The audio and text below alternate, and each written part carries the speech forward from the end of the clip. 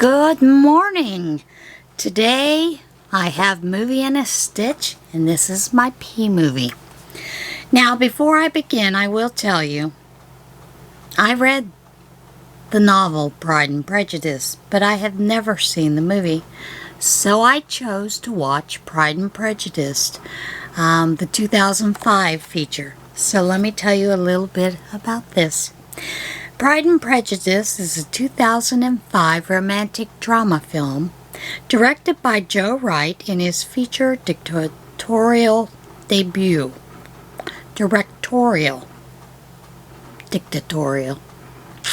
Dictator indeed. And based on Jane Austen's 1813 novel of the same name. It does feature 5 sisters from an English family of landed gentry as they deal with the issues of marriage, morality, and misconceptions. The screenwriter Deborah Moggick initially attempted to make her script as faithful to the novel as possible, writing from Elizabeth's perspective while preserving much of the original dialogue.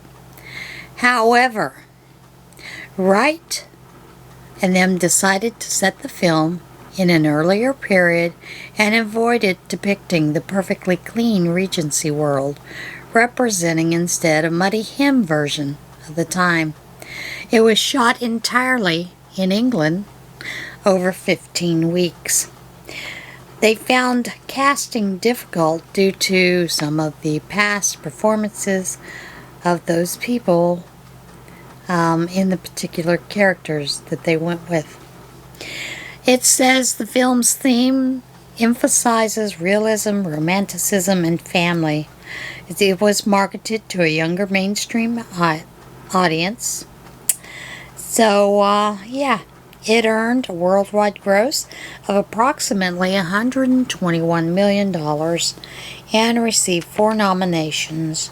And, of course, Keira Knightley won the Best Actress Award, Best Actress in a Leading Role, for a 20-year-old, making her the 3rd youngest Best Actress at the time. Now, it starred Keira Knightley, Matthew Macfadyen, Brenda Blethyn, Donald Sutherland, Tom Hollander, Rosamund Pike, Jenna Malone, and Judi Dench. And who doesn't love Judi Dench? So, it was a rather interesting movie. Now I'm going to tell you a little bit about the plot. I'm going to read a little bit of it. It features Mr. and Mrs. Bennet and their 5 daughters. Jane, Elizabeth, Mary, Kitty, and Lydia live in Longbourn, their estate in rural England.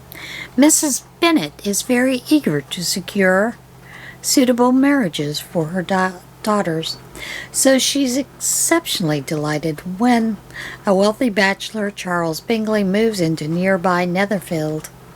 At an assembly ball, Bingley and his sister and his friend Mr. Darcy meet the local society.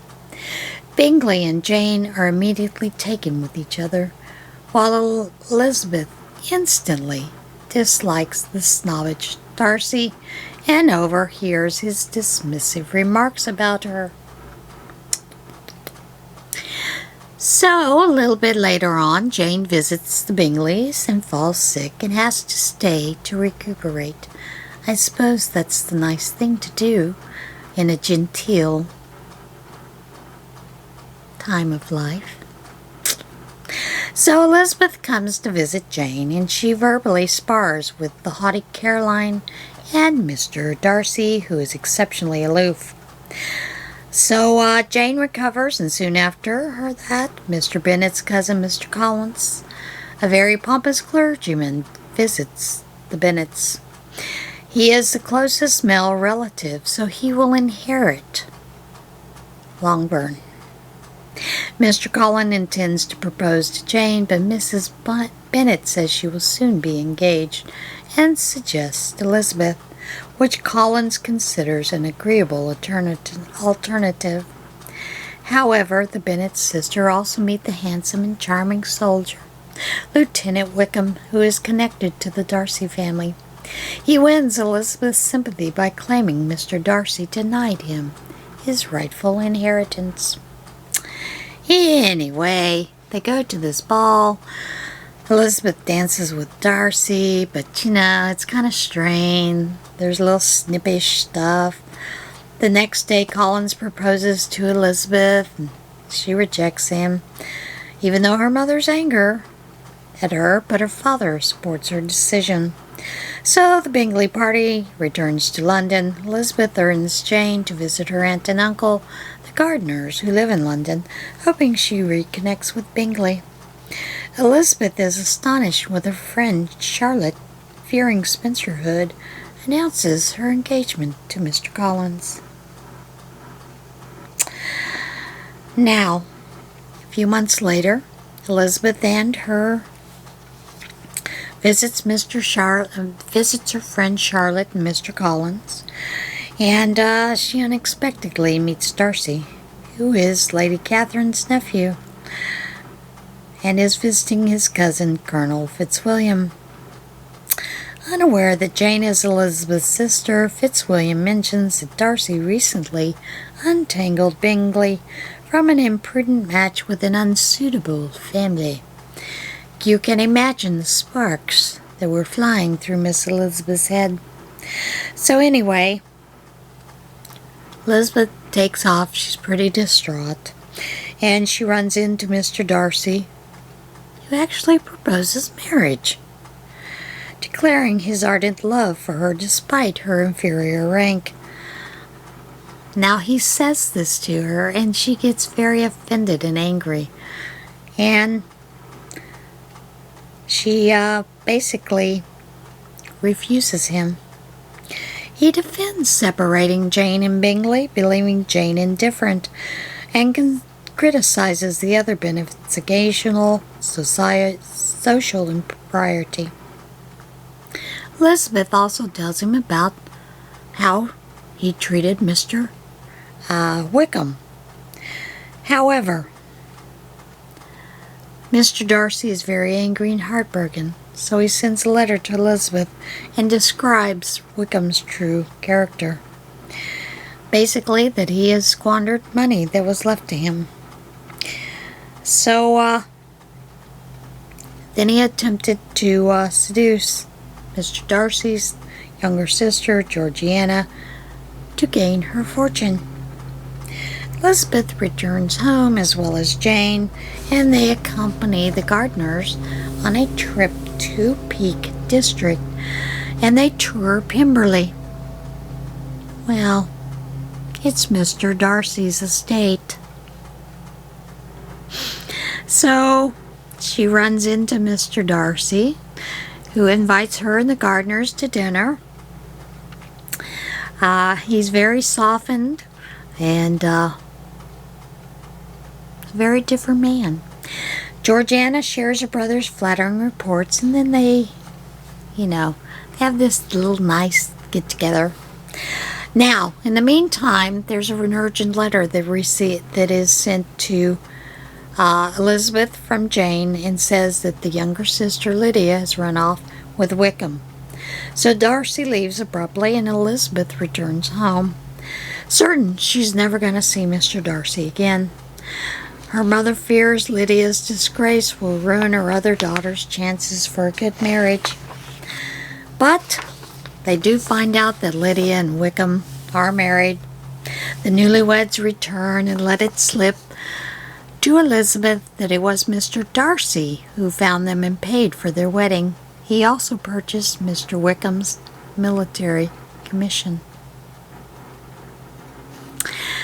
So Bingley actually comes to the Bennets and proposes to Jane, and it's a very sweet proposal. She does accept. Darcy, however, there is a visit, and Lady Catherine arrives to see Elizabeth and wants to see that she never becomes engaged to Darcy. She insults her. Now, Elizabeth gets angry and orders her to leave. However, Elizabeth, walking the moors, does run into Mr. Darcy, And she does indeed love Mr. Darcy, falls in love with him, and agrees to marry him. And of course, her father is thrilled. Now, the movie was very different from the book. Very different. I enjoyed both, but I have to tell you, the movie I found rather boring in spots. You know, it just reminded me of those old, what I call hysterical romances. When I was younger, a teen, my mother had a couple of Barbara Cartland books, and I read some of those, and it was always the same premise. You know, the heroine and the hero, they clash, and they have someone, you know, the bad guy that comes in and, you know, tries to make a move on the heroine, and, you know, of course the hero, you know, saves her, and there's still animosity between the two of them, and then some crazy thing happens and they fall in love and they get married. Yeah. The scenery was absolutely stunning in this movie. Keira Knightley, I can see why she won the Best Actress award. However, I think the young lady that played Jane should have received an award too. But it was an overall around, you know, decent movie. Out of 5 stars, I give it 3. And just because I found it rather boring. Yeah, sorry guys. I know a lot of you love it, but I did not care for it that much. Now, what I worked on was my Annie's Kit Club, and I worked on the crochet, and these are the 3 rows. It's the heart row, whoops, have it backwards. It is the heart row here, and then this row here, which is a little different. I didn't enjoy this, the white row, and then we did the spike stitch. You know, it was okay, but I did work on that while I was watching it. And yeah, that's it for this movie. I have not found a Q movie yet. If I can't find a Q movie, I may watch Quigley Down Under over. It's one of my favorite movies. You know, I love watching it. I love seeing it. So I may just rewatch that. Who knows? Of course, I'm going to look for something different just because. But, yeah, I'll see you again soon. I hope you enjoyed this. And if you love Pride and Prejudice, good for you. I did not enjoy it as much as I thought I should. But that's just because I felt like it followed a regular formula for book writing back then for historical romances. I didn't find it very dramatic. I did find it romantic. We all have that elusive love. Alright, that's it for today. Be kind. Love one another. See you guys again soon. Bye.